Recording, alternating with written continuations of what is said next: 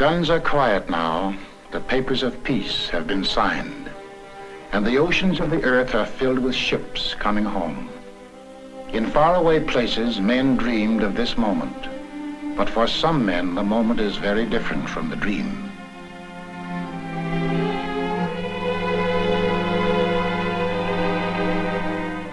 Here is human salvage, the final result of all that metal and fire can do to violate mortal flesh.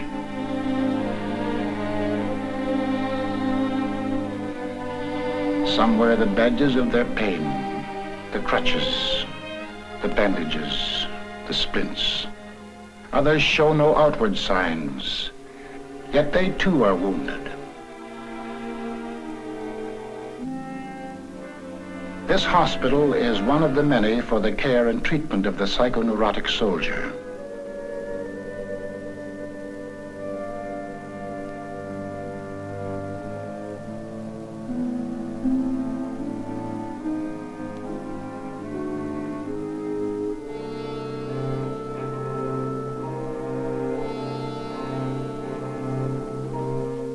These are the casualties of the spirit, the troubled in mind, men who are damaged emotionally, born and bred in peace, educated to hate war.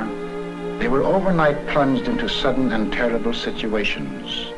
Every man has his breaking point, and these, in the fulfillment of their duties as soldiers, were forced beyond the limit of human endurance.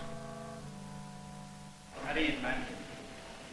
On behalf of the commanding officer and his staff of Mason General Hospital, I want to extend a hearty welcome to all of you on your return to the United States. There's no need to be alarmed at the presence of these cameras, as they're making a photographic record of your progress at this hospital from the date of admission to the date of discharge.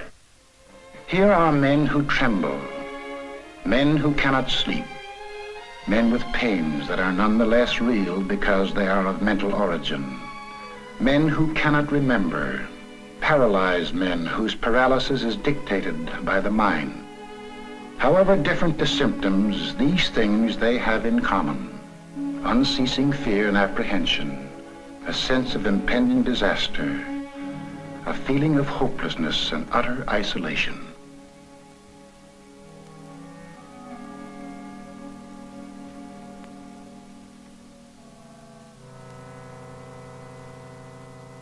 May I have your last name? How do you spell that? M-E-I-S-E-R. May I have your last name, please? Oliver. And how do you spell that?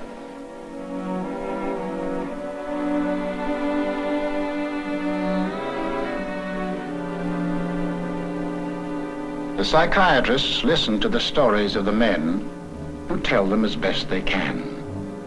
The names and places are different. The circumstances are different. But through all the stories runs one thread: death and the fear of death. And then after you got wounded, what happened? Same thing, only worse? Seems like my nerves keep getting worse on. They get worse. These airplanes, they bombed. I got killed nearly the morning. You nearly got killed. Where were you at the time? St. Louis, I believe, somewhere. Wow. I don't remember. And what were you doing when the planes came over? I was in a hole. You know where you were? I think I'm in the States now. They told me I was coming back. Right? But they told me I was going to die. No. On the hospital, I wouldn't eat hardly. No, you're I not. was sick. And I wouldn't eat hardly. They told me I was going to die, but then he couldn't help me. Well, Told me they didn't care where I died or not. we will see that you don't die. You won't die.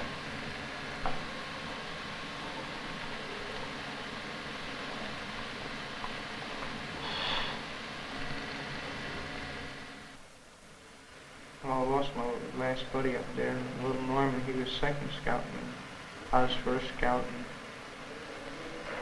They was all mixed up there. They were shelling us. Well, did that make you nervous? I should have been first scout. I'm first scout, and I should have been out in front. And he went out, and I started to go out after him, and he got shot. And he just said, "Oh, Dutch, I'm hit," and he crawled to my feet, and I started calling for the medic, and I went back to see if we could get the medic, and there wasn't any, and I started to go out after him again, and they wouldn't let me go.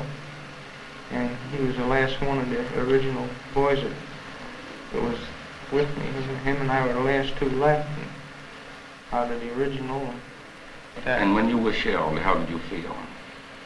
I don't know. It's just after Norman got hurt or killed, why I was all right when we were moving up or attacked and anything like that. When we get pinned down, I start thinking about him laying back there. And then what happened to you when you think about him? How would you feel? I just didn't care what happened to me. Do you mean you didn't want to go back into combat again? Yes, sir. I wanted to go back. I wanted to stay there. I wanted to keep on for him and all them other guys, John and Stryker and Tex and Pop. And how do you feel right now? I feel all right. How have you been getting along? Well, fairly well, sir. You overseas? Yes, sir. Where? We were in France, and then we went to Germany. In where? France to Germany. And what outfit were you with? I was with Headquarters Detachment, 50th Quartermaster Battalion, Mobile. I see your PFC. At present, sir. Had to go in the hospital. Sir? You had to go in the hospital. Twice, sir. It says here on your record from overseas that you had headaches and that you had crying spells. Yes, sir. I believe in your profession is called nostalgia. In other words, homesickness. Yes, sir. It was induced when, shortly before the war, I received a picture of my sweetheart. Yes.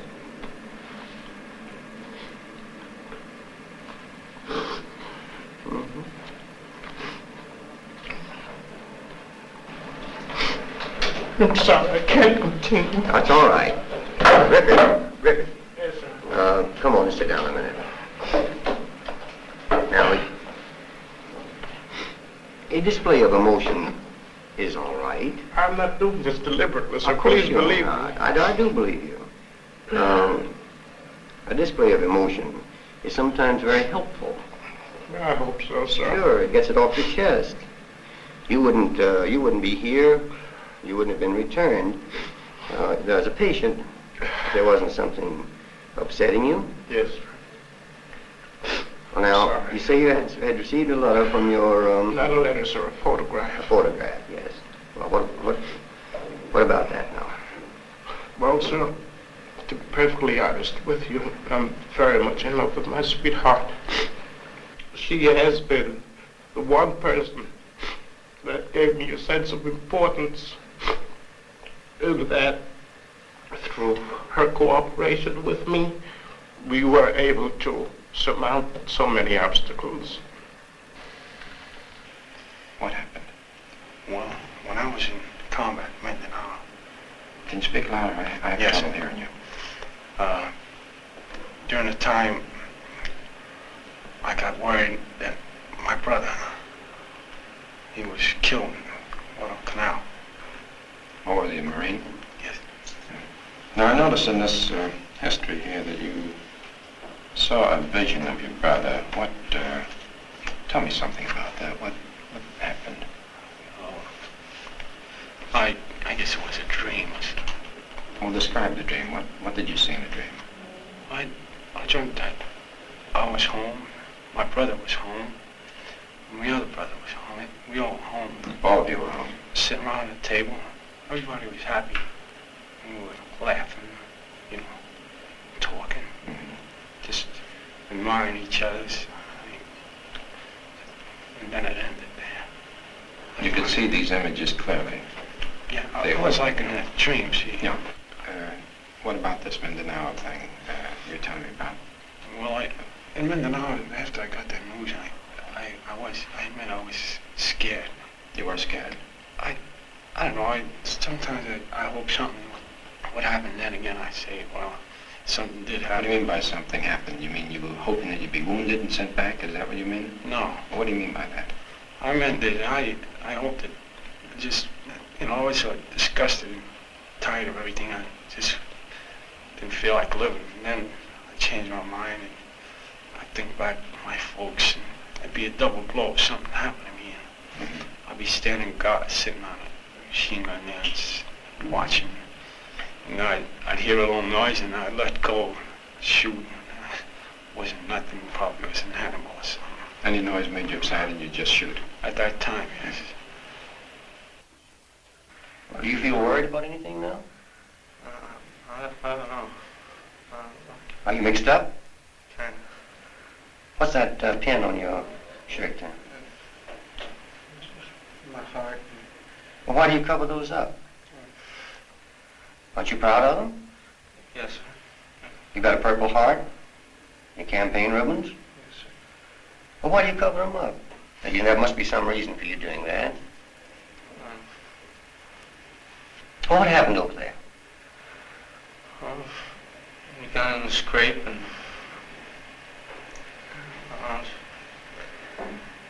I was in the house there and just got off of guard duty and it was Friday the 13th and we were sweating it out all day and patrol came up, and German patrol, and they shot a Panzerfaust through the wall.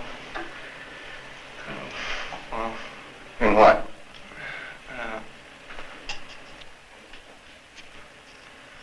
I was laying on a couch and right before it happened I felt a little jittery, so I laid down on the floor. And when I got up again, the couch was all torn. In other words, you were almost killed, is that it? Most have gone right over my head. Do you feel conscious, are you aware of the fact that you are not the same boy that you were when you went over? Do you feel changed? Yes. In what way? More jumpy. How about with people? I used to. Hmm? I used to always like to have fun now. I used to always be going places. I don't like to do nothing no more. How long were you overseas?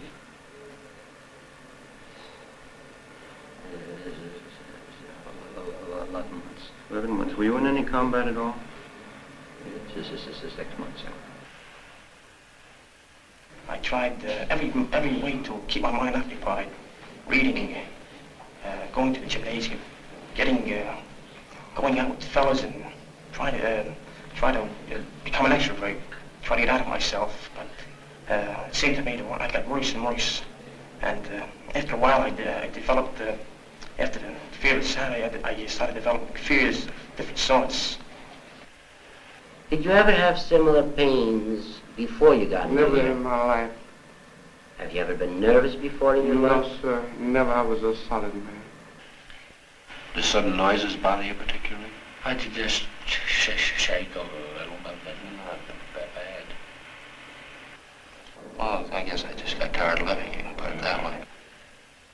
I had trouble sleeping, yes. Had dreaming of combat, you know. I just took off because I seen too many of my buddies gone, and I figured the next one was for me. A man can just stand so much up there, see? Admission note. Poole. Poole, comma, Walter L. T5. Transfer diagnosis. Anxiety reaction. Severe. Active symptoms in remission. On this, their first night back in the States, each man who is able may make a long-distance call without cost. After months and years of silence, familiar voices are heard once again.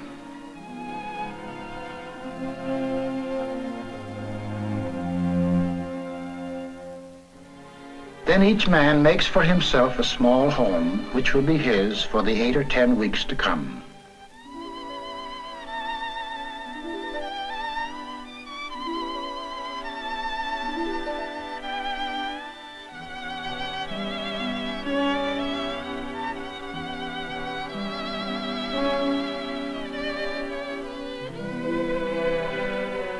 Now in the darkness of the ward emerge the shapes born of darkness, the terror of things half remembered, dreams of battle, the torments of uncertainty and fear and loneliness.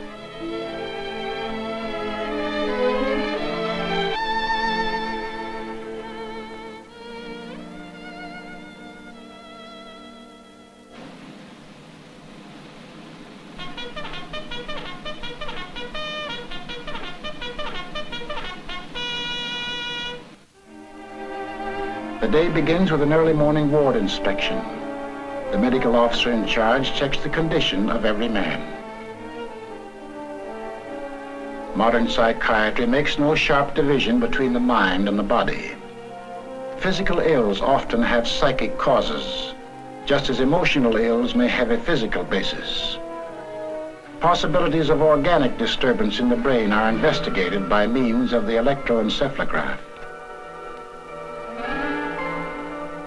The Rorschach test, the things that the patient's imagination sees in these cards, give significant clues to his personality makeup.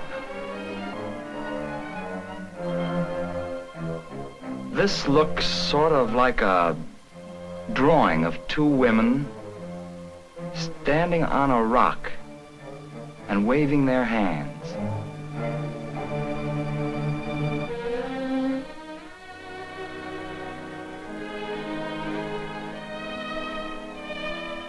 This man suffering from a conversion hysteria requires immediate treatment. Organically sound, his paralysis is as real as if it were caused by a spinal lesion, but it is purely psychological. Well, just sit him up about the middle of the bed there. I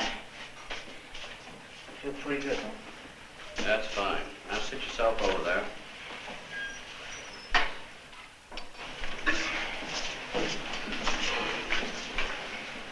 Well, now, can you move over just a little so I can talk to you?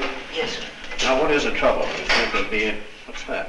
That's nerves, yes, they make me flinch like that. I see. How long has that been going on? Since Friday. Friday night.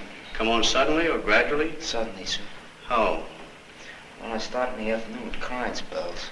Mm-hmm. And felt something funny in my shoulders here. Back bothered me. I started crying. I lost control of my legs and my arms. Was there any reason for crying spells? I don't know, sir. Anything Just happen at home to bother you? Well, my mother's been ill. She has been ill. That's right. That worry you a lot? Quite a bit.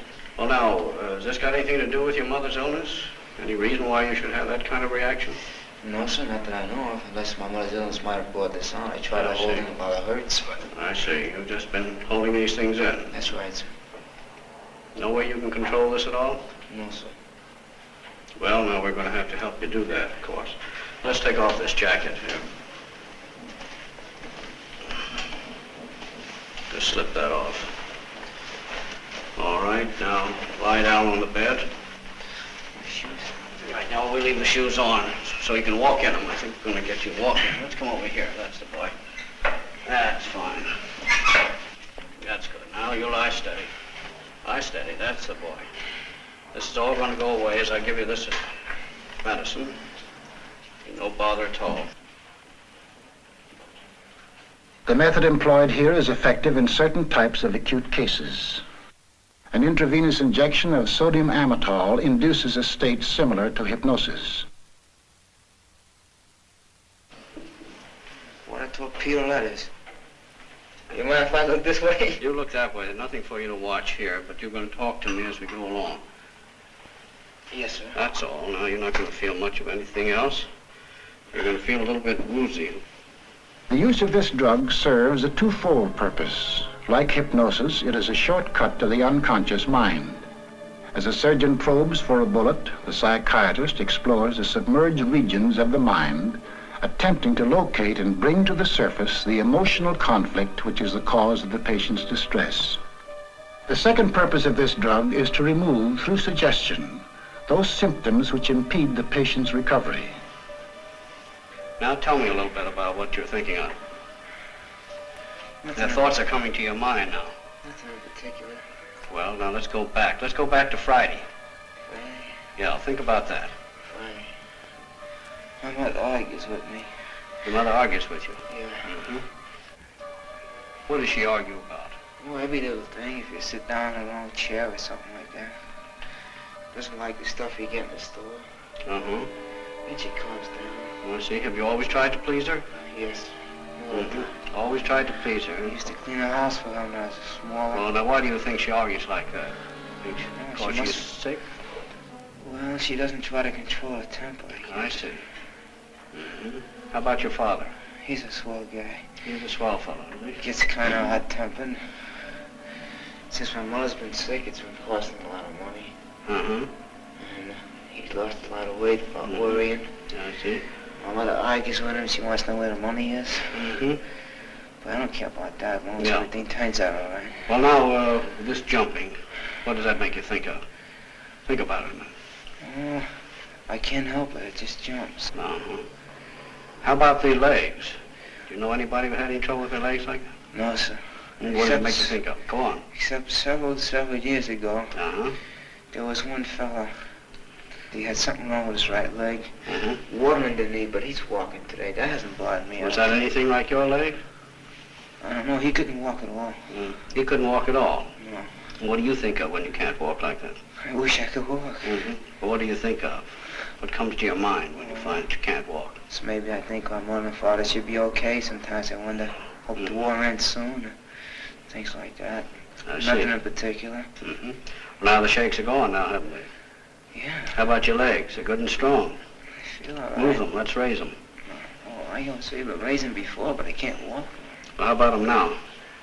They feel all right. They feel good now, as if you can walk in them, don't they? Toes feel numb. Toes feel numb, but that's going away, isn't it? Yeah. Gee. Hmm? Raising them fine, isn't it? Yeah. Now you're going to be able to walk, aren't you? I don't know. Well, you're going to, aren't you? Yes, sir. All right. I'm gonna walk. I love walking. You love walking. I did. Always been very fond of walking. Now you found yourself unable to walk. Now you're going to get right up and walk. Right now. All right, now let's sit up. Sit up on the side of the bed. Here you are. That's fine. All right, now stand up. Now look at that. Isn't that good? All right, now walk out here. Walk over to the nurse all by yourself. That's the boy. Walk over to the nurse. You're just a little woozy. That's the medicine. Now come back to me. Come back to me. Open your eyes. That's the boy. Isn't that fine? Isn't that wonderful? Sure. All right, now again, once more. Yeah, but how long will it be? Oh, it's going to stay that way. It's going to stay because that's taking care of your worry now. All right, now come on back to me, and I'm going to let you go to sleep. When you wake up, you'll keep on walking perfectly well. How about it? Thanks, sir. Righto. All right, now let's get up in here and we'll go to sleep. Yeah, there you are. Now I'm going to have you go right to sleep. When you wake up, it'll be all right. Thanks. All right, sleep, Girardi. The fact that he can walk now does not mean that his neurosis has been cured. That will require time. But the way has been opened for the therapy to follow. Now a new way of living begins, very different from the old one whose purpose was killing and trying not to be killed. Now in an environment of peace and safety, all the violence behind them, they are building rather than destroying. Men have their choice of occupational therapy. Some find relaxation in mechanical jobs. Certain types of cases obtain relief in precision work, which answers their inner need for order and certainty.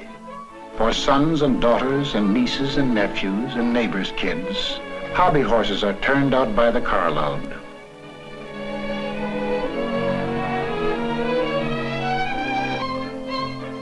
Physical reconditioning is not the only purpose in sports, which also serve to bring men out of their emotional isolation and back into group activity. One of the most important procedures is group psychotherapy. Here, under the psychiatrist's guidance, the patient learns to understand something of the basic causes of his distress. As one of a group, he also learns to understand that his inner conflicts are, with variations, common to all men. And I think of it a little bit like this. We want to get you out of your own feeling of isolation, to get you to feel that you are like other people. In order to get to that, we have to use knowledge as one thing, and something else which has to be added, and that is an experience of safety. You could say it is almost the core of all our treatment methods.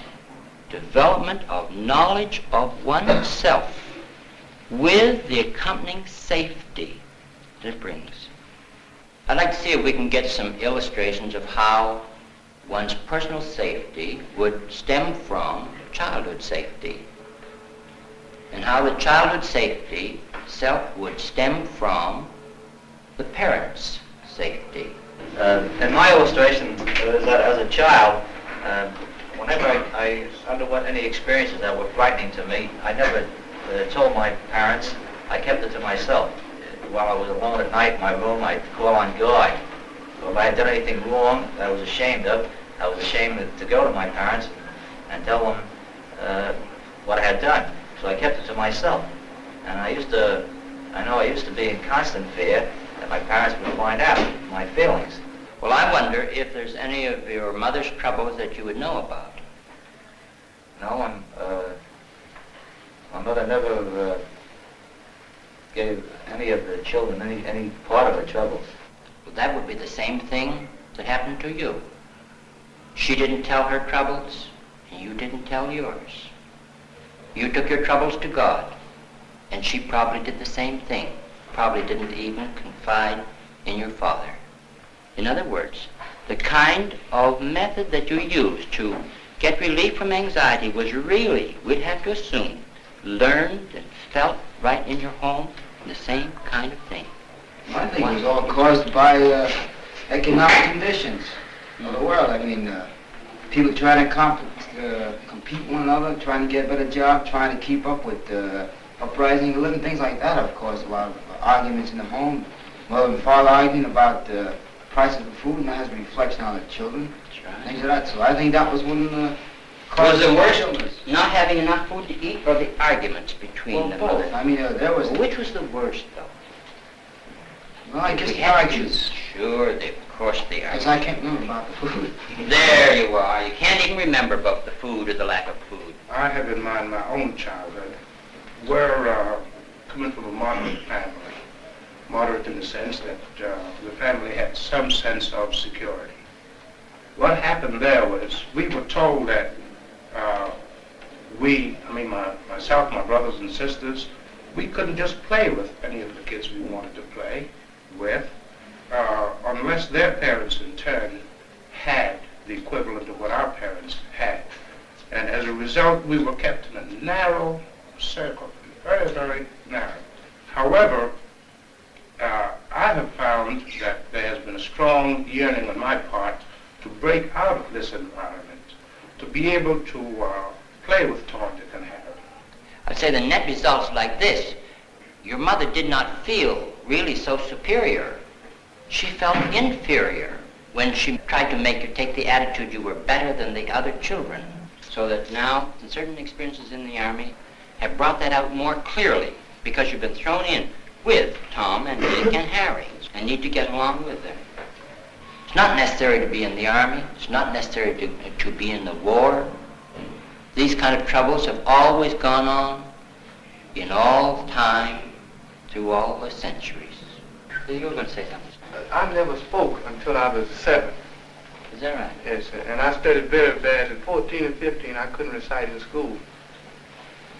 Today, I'm able to talk. Can you explain how you get started to talk? How you began to get over that? During the war, the first word I ever spoke, Santa Claus had brought me a war gun, and my brother broke it. This is the First World War, yes? And so, Santa Claus brought the gun and your brother broke it. Yeah, when I went in to get my gun, I just says, "War, dead. Somebody broke my gun." That was the first thing I said. You were angry because someone broke your gun. So that's where I started talking. I would say all those symptoms, like being unable to speak, stuttering and so on, they have an underlying anger and resentment in the deeper parts of the personality. You could almost say it like this. Underneath, I can't, you usually find I won't. Kevin, on Okinawa, I was stuttering too about 3 weeks. And as soon as I came here, I'm here a month now, I stopped stuttering. You've stopped studying completely since you came here? Yes, sir. Well, that's good. I don't know whether that's a tribute to the doctors or a tribute to your fundamental health. It's due to my fundamental self. No tribute to the doctors at all. Very good. Some patients require special therapy. Hypnosis is often effective in certain types of battle neuroses, such as amnesia. This man does not even remember his own name. A shell burst in Okinawa wiped out his memory. The experience was unendurable to his conscious mind, which rejected it, and along with it his entire past. Through hypnotic suggestion, the psychiatrist will attempt to evoke them. Relax completely and put your mind on going to sleep. All right, now keep your eyes on mine. Keep your eyes on mine and keep them fixed on mine. Keep your mind entirely on falling asleep. You're going to go into a deep sleep as we go in. You're going to go into a deep sleep as we go in. Now clasp your hands in front of you. Clasp them tight, tight, tight, tight, tight. They're getting tighter and tighter and tighter, and as they get tighter, you're falling asleep. As they get tighter, you're falling asleep. Your eyes are getting heavy, heavy. Now your hands are locked tight. You're locked tight. They're locked tight. You can't let go. They're locked tight. You can't let go. When I snap my fingers, you'll be able to let go. When I snap my finger, you'll be able to let go, and then you'll get sleepier, and your eyes are getting heavier. Now your eyes are getting heavier, heavier, heavier. You're going into a deep, deep sleep. You're going to a deep, deep sleep. Deep asleep, far asleep. Eyes now closed tight, closed tight. Going to a deep, deep sleep. Deeply relaxed, far asleep. You're far asleep. You're far asleep. Now you're in a deep sleep. You have no fear, no anxiety, no fear, no anxiety. Now you're in a deep, deep sleep. Now just sit down in the chair behind you. Sit down in the chair behind you. Lean back. Head now falls forward into a deep, deep sleep. Head now is falling forward. You're going further and further and further asleep. I stroke your left arm, become rigid like a bar of steel, and you'll go further asleep and further asleep. Falling further and further and further asleep. Rigid. Cannot be bent or relaxed. When I touch the top of your head, I touch the top of your head, that arm will relax and the other will become rigid. And you'll go further asleep. You'll be in a very deep sleep.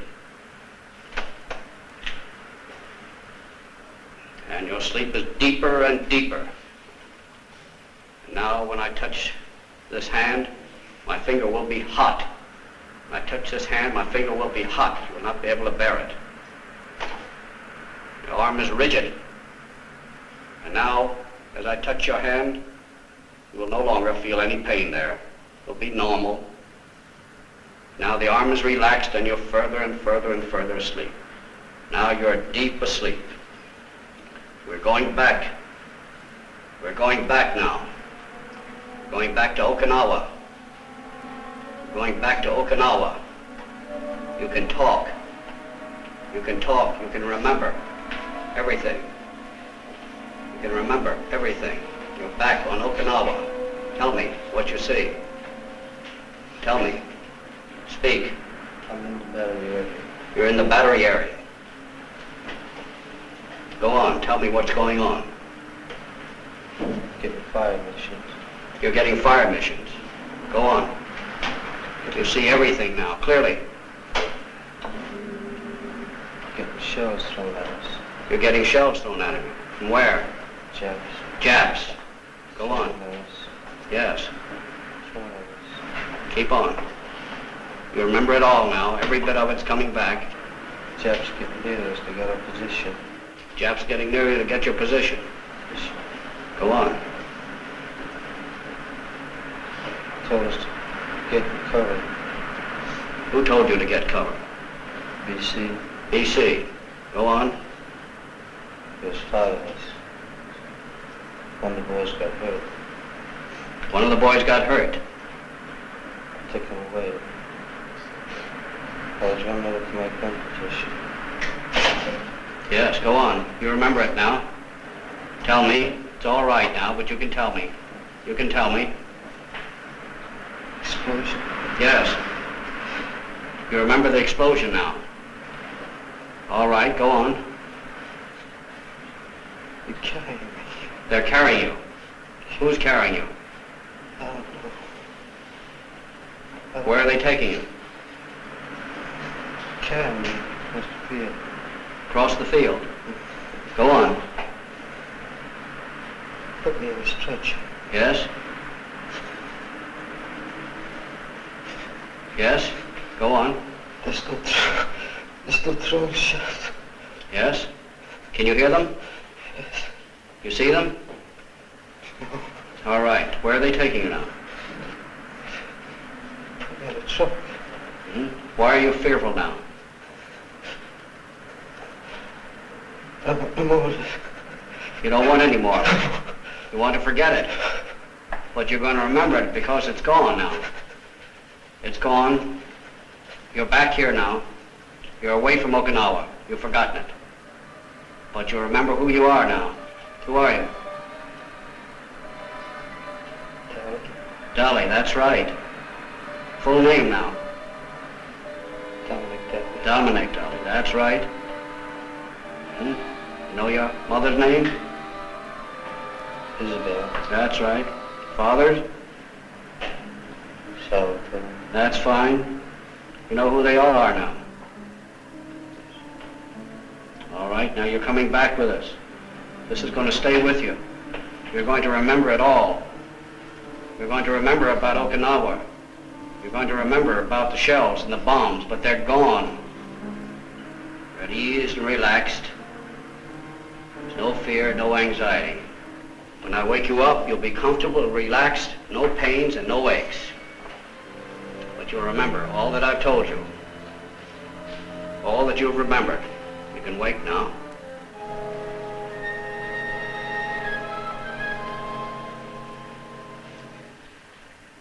Well, how are you? Pretty good. Under the guidance of the psychiatrist, he is able to regard his experience in its true perspective as a thing of the past, which no longer threatens his safety. Now he can remember. Well, Hofmeister, what's your trouble? Hmm?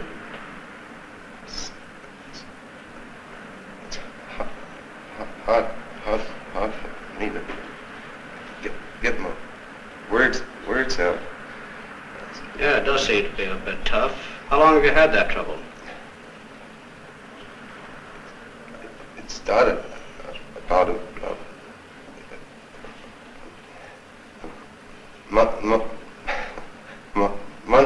month ago. Where were you then? In France. In France. Have you been in combat? Yes. Well, maybe we can help you talk a bit better and you can tell me more about it then, right? Let's lie down and see if we can help you on that. This man is not a chronic stutterer. He suffers from a battle tension which the drug will attempt to diminish. Like the man who could not walk and the man who could not remember, his illness has an emotional basis. You're all comfortable now and relaxed. We're just going to give you some medicine here, and it's going to help limber up that tongue of yours. And this is going to make you feel a bit groggy.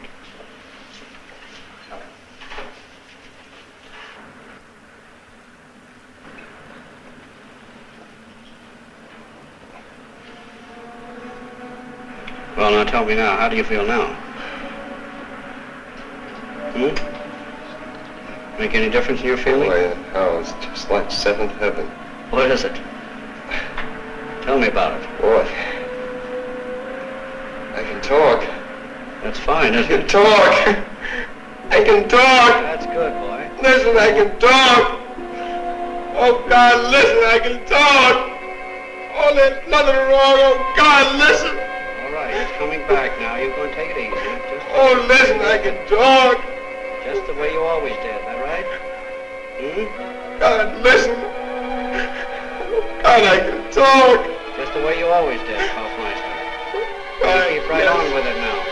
Oh, that's nice. Let's take it easy now. Just talk just a little lightly now. Tell me, got any idea why you couldn't talk before? What's coming to your mind now? Tell me, what's coming to your mind now? What is it in your mind when you couldn't talk?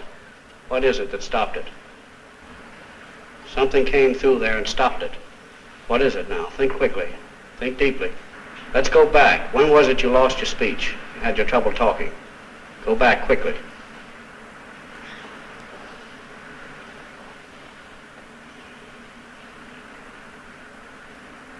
Seems that I first noticed it on a boat. On a boat? Coming over. It first started with an S. And the fellows laughed at me. I don't know why they laughed. Till the guy started. Well, let's start with that S. Let's go back to that S now.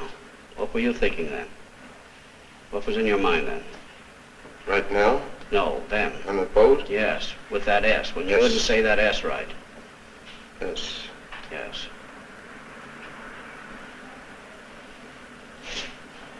The port side. Port side. Port side. Port side of the ship. What side's that? That would be the left side. Left side, that's right. Yeah, I remember it. Because we were up there that afternoon and we saw the fishes. And we had some flying fishes. And I came down and he said, I was telling the fellow underneath me about the ports that I had seen some flying fishes on the port side. He tried telling them about the flying fishes, and he stumbled over the S sound, and the fellows laughed at him. Think hard. S. S. What does S remind him of? S. S.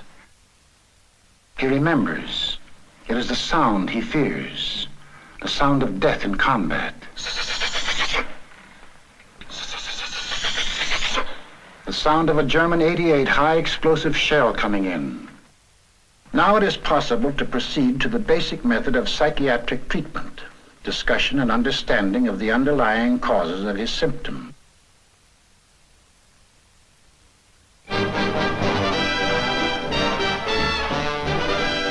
As the weeks pass, the therapy begins to show its effect. The shock and stress of war are starting to wear off. For these men are blessed with the natural regenerative powers of youth. Now they are living less in the past and more in the present. Sometimes they think of the future. The war years must be put aside and the responsibilities of peace must be considered. A man might open a filling station or a hardware store, or he can buy a few acres of land and raise some chickens. He might even go back to school.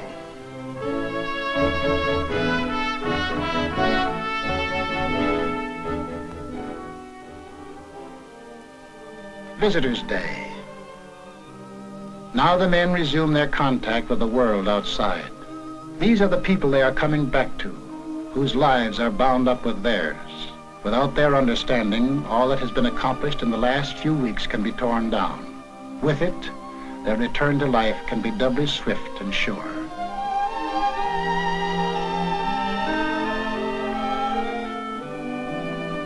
Classes in group psychotherapy continue. The men are thinking of themselves in relation to society. How will they fit into the post-war pattern? How will the world receive them? You fellows have had an opportunity to be home with your family since you've returned from overseas. Have you noticed any change in the various members of your family toward you, in their reactions toward you? Well, I found out after 4 years of absence that it only took me the second day to be really relaxed, and I was right chummy again with my dad, and talked about the old neighborhood and the new changes. I don't know, it surprised me. Do you feel that your family has to be taught how to treat you when you come back? No, absolutely not. How do you want to be treated by your family? The same I was treated before I went into the service. No difference. You don't want to be treated any differently? No. I was talking to one man, and I said, what do you think of us fellas that come back with psychoneurosis anxiety state? And I says, you can see that we're not crazy by any means. And He says, well, before I come out here to see, he says, my first impression was like in Bellevue. He said, fellows from the last war, they're completely maniacs. He said, that was my first impression. And I'm wondering if, the great percentage of the people are going to be like that when we get out. That is a common concern among servicemen who have developed nervous conditions during their stay in the Army as to what the public is going to think about them. Undoubtedly, there will be people on the outside who won't have any understanding of the condition, who may think of it as being a rather shameful condition. That's why we're having an educational program, trying to educate the public into understanding. Unfortunately, most of you fellows have gone through some very severe stresses in the Army. Stresses that civilians are rarely subjected to. In civilian life, you can avoid serious stresses. If a civilian, the average civilian, were subjected to similar stresses, he undoubtedly would have developed the same type of nervous condition that most of you fellows developed. All of us have our so-called breaking point. And a survey outside showed that civilians, on the whole, were more nervous than soldiers. On Park Avenue, for instance, where some of your richest people live, most of the patients are people who suffer from nervous disorders, and if the doctor won't give them a pill, why, they'll go out and say, well, he's not a good doctor. So therefore, they're given pills, and they take them at home. They take these pills at home because the hospitals are too full. If the hospitals were empty, they'd be in a sanitarium or so forth. Haven't been through none of these discussions like the other men have. I know that we have learned the basis of how we've gotten nervous, some of us through combat and some of us by not being in combat. And I think, and I'm sure that we have a better understanding of our conditions, and I'm pretty grateful of being here at Mason General Hospital like a lot of fellas are. I just so happens I couldn't walk, and they made me walk. I couldn't walk when I arrived, and I was here 24 hours and they made me walk. I feel pretty grateful for getting my limbs back. Wow, but that doesn't mean driving that. It's that I know that when I get out of here, and the other fellas do too, that we're going to try our best to make ourselves as best we can. And we feel more confident in to grasp this nervous situation that's come about us. And we want to show people that we can do things on our own on the outside. Whether we've been in the hospital for nerves or mental or wherever we've been, whether we lost an arm or a leg, that we can be just as good as anybody else. All I want is that they give us a chance to prove our equality like they said they were. I hope they keep their promise. That's all I hope. Would you make it a point to tell your employer that you were a psychoneurotic? Well, if he's an intelligent man, which most well-known employers are that own large concerns, why, he's going to react the same as any other normal human being would. He's going to say it's absolutely possible. And the man right now looks all right. I'll try him out. But you may run into employers who are not that broad-minded or intelligent. Yes, sir. And I'll sell myself to them. How about you, Hoffmeister? Do you have any plans about jobs, or do you have any fears about getting a job? Or No fear whatsoever. I've got my job waiting for me, sir. You have your job waiting for you. I think it comes down to this, doesn't it, that most of you fellows feel that you ought to be honest with your employer, that you have nothing to hide, nothing to be ashamed of. Yes. Isn't that the general attitude? Yes, sir. That's the way all Americans feel. Your time in the service was not entirely wasted. You have learned a great deal in the service. For instance, a great many jobs and tasks that you've learned to do in the service that you have had absolutely no contact with in the past. You've also learned to work in groups, something that every soldier learns to do very early in his military career. This definitely will be of much value to you in your future civilian employment.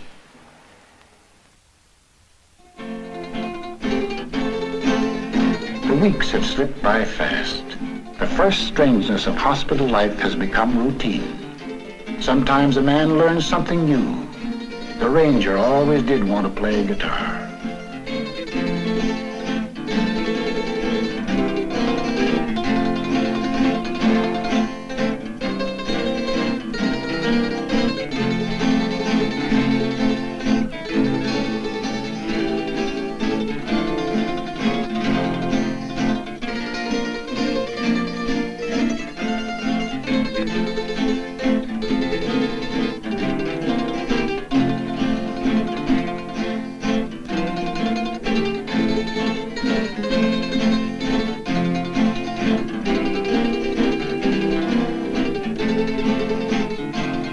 And now the days begin to seem long. There's the old healthy sound of belly aching in the air. Spinach. Spinach again. And how about a good movie for a change? And how about putting some ice cream in the ice cream soda? No longer is a man shut up within the lonely recesses of himself. He is breaking out of his prison into life. The life that lies ahead, offering infinite possibilities for happiness and sorrow. How does a man find happiness? Is there a secret to discover? What is the mysterious ingredient that gives joy and meaning to living? You know in the Bible where it says, man does not live by bread alone?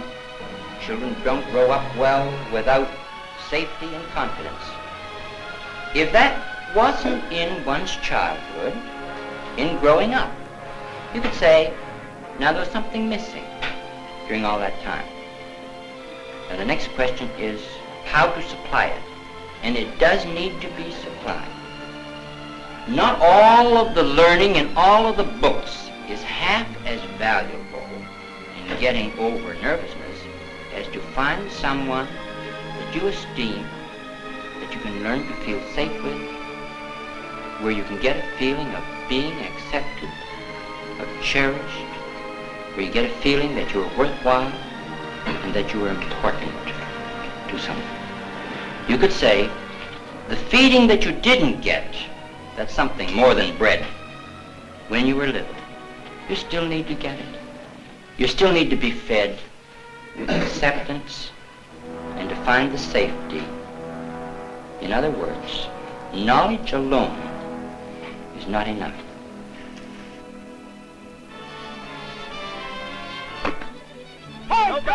Hold! Nobody got it.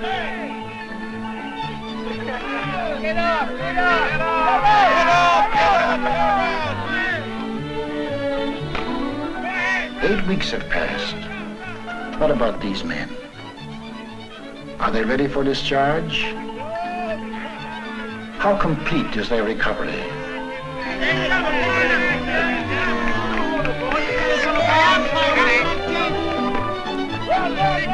How about the boy in right field? I just didn't care what happened to me.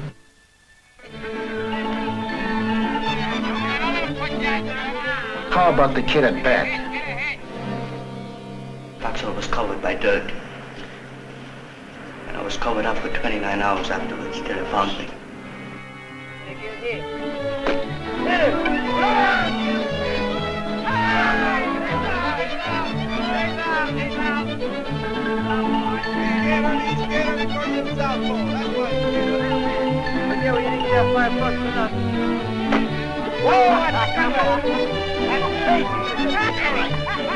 Out! Say you're out! Say you're out! Go on! How about the umpire? Hard for me to get my words out. You're out! Go on! Batter up!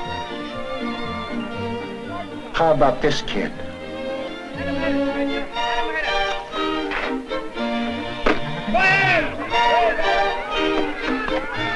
How about him?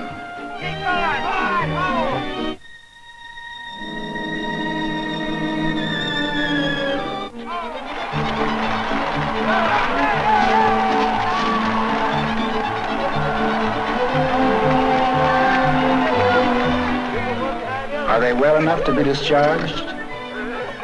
That is for the doctors to decide at tomorrow's boarding.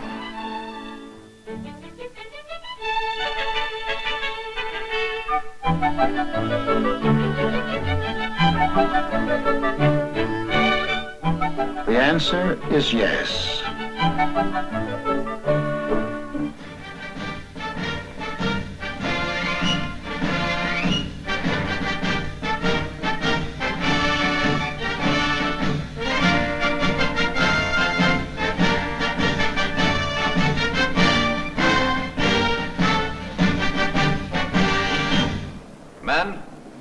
is your last military formation. Today, you're returning to your homes, your families, and friends. Many of you have been looking forward eagerly to this day. But remember that when you re-enter civilian life, on your shoulders falls much of the responsibility for the post-war world. May your lives as civilians be as worthy as your records as soldiers. Good health, good fortune, and Godspeed.